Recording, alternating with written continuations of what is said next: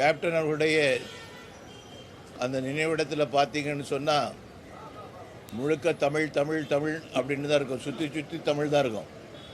அப்போ அவருடைய ஊனோடும் உணர்வோடும் இரண்டரை கலந்து நின்றது தமிழ், தமிழன், தமிழ்நாடு.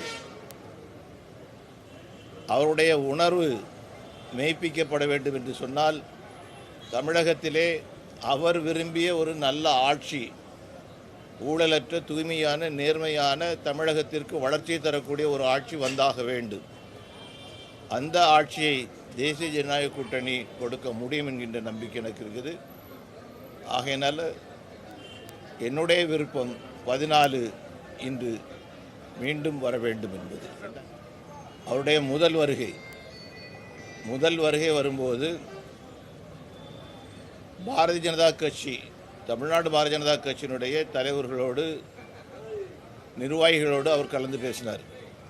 அது பின்னாடி இந்த கூட்டணிக்கு தலைமையேற்றுக் கொண்டிருக்கக்கூடிய அண்ணா திராவிட முன்னேற்ற கழகத்தினுடைய தலைவர்களோடு பேசியிருக்கிறார். அவருடைய அடுத்த வருகைகள் நிச்சயமாக அடுத்த கட்டத்திற்கு எடுத்து செல்லும்.